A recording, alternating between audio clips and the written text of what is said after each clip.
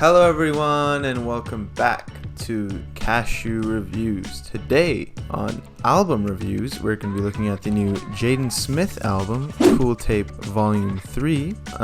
This is Jaden's third release since his debut Sire, which was followed by Iris, I think is how you say it. I don't know. I was not, a big fan of those two projects.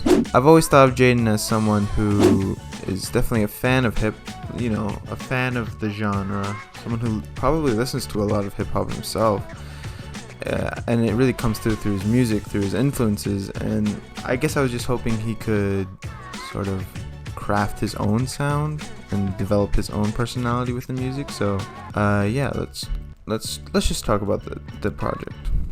Now, on this album, Jaden is definitely trying to conjure up feelings of, love, young love specifically, and he talks about, the struggles that come with that. Jaden previously stated that the album's perspective was from himself at the ages of 17 or 18, and when you listen to the project, that definitely comes through as he talks about, young love, all that, not exactly approaching it with the wisdom of someone who would be, someone of Jaden's age.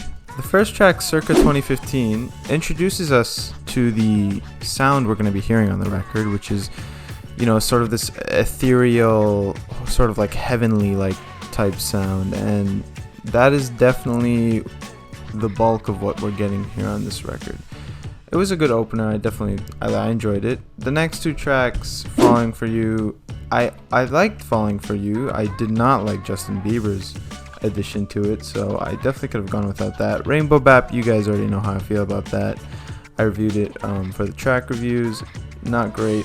But after those two tracks, I actually really liked what I was hearing. Lucy, Everything in the Hills. It was like, whoa, what is going on here? I actually really like this. This is something I haven't heard from Jaden before. In this group of tracks here, sort of in the middle of the album, we get Jaden exploring the sort of ideas of the albums. Even though there isn't a lot of substance with what he's saying in these tracks, you get the feeling that there's something, bubbling behind in the instrumental. Muted Sunrise, beautiful. Honestly, one of Jaden's best tracks that I've ever heard. Just the guitars in the background, and something I noticed, a lot of these tracks are very cheery and, dare I say, Beatles-esque in the way they manage to stay cheery despite what the vocals may be talking about. Jaden experiments with harmonies a lot actually here, and a lot of those things do remind me of the Beatles actually. There is a bit of a burnout once we start to reach the end of the track list here. Songs like Cabin Fever, Drops of Sun, it just starts to get a little old. And Cabin Fever, by the way, actually reminded me a lot of Circles by Post Malone in a way. So I wonder if that was an inspiration.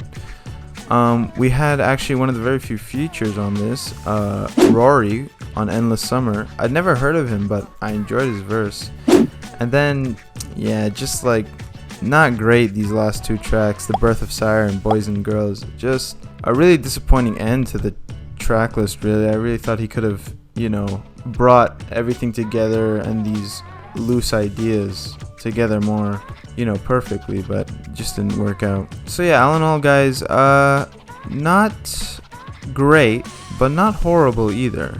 I definitely was not expecting to enjoy it this much. A lot more than I enjoyed this a lot more than anything else Jaden's put out. However, you still get the feeling that it's very much lacking in any sort of substance, which is not great, but there is something here. There's definitely something here. So, Jaden, Cool Tape Volume 3, 7 out of 10. Alright guys, and that's it for the video. Hope you enjoyed it. Thanks for watching. Go comment, like, tell your friends, subscribe, and yeah, that's it.